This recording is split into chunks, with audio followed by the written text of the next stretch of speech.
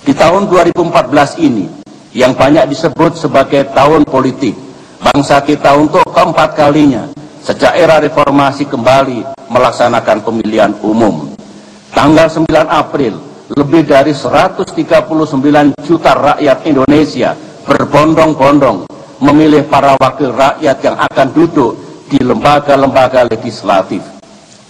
Pada tanggal 9 Juli, hampir 135 juta rakyat Indonesia menentukan pilihan pada dua pasangan calon presiden dan wakil presiden, yaitu pasangan nomor urut 1, Bapak Prabowo Subianto yang berpasangan dengan Bapak Muhammad Hatta Rajasa, dan pasangan nomor urut 2, Bapak Joko Widodo yang berpasangan dengan Bapak Muhammad Yusuf Kalla. Silakan. Ada kesempatan saya ini.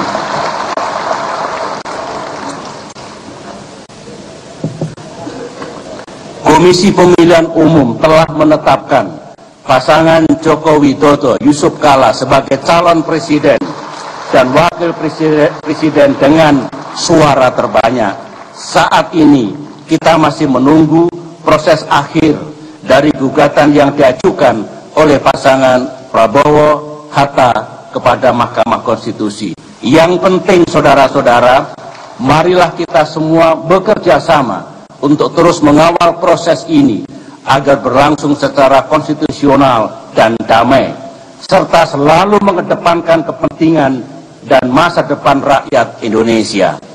Sama seperti sebelumnya, proses pemilu 2014 ini harus benar-benar menyuarakan nurani rakyat dan bukan semata pertarungan elit politik. Saya yakin inilah yang paling diharapkan oleh rakyat kita pada saat ini. Perjalanan bangsa Indonesia kini ditandai oleh politik yang stabil, pertumbuhan ekonomi yang relatif tinggi, dan persatuan nasional yang semakin kokoh. Marilah kita terus jaga modal besar ini agar dapat terus dinikmati oleh generasi penerus. Dalam kehidupan bernegara, satu hal yang perlu terus kita pelihara adalah kualitas demokrasi. Di sini perlu dibedakan antara demokrasi prosedural dan demokrasi substantif. Sekalipun berbeda, namun keduanya sama pentingnya. Memang demokrasi prosedural dalam arti pembentukan partai politik, pelaksanaan pemilu dan pembentukan pemerintah dan parlemen tidak otomatis menjamin demokrasi yang berkualitas. Sementara itu, demokrasi yang berkualitas mempunyai banyak dimensi positif.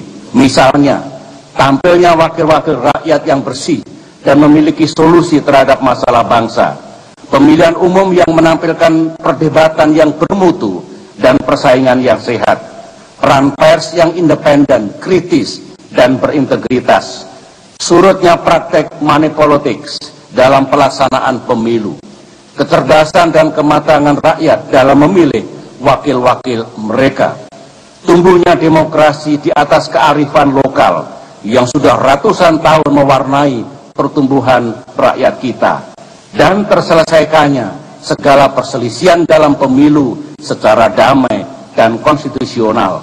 Inilah demokrasi yang tengah kita bangun dan matangkan.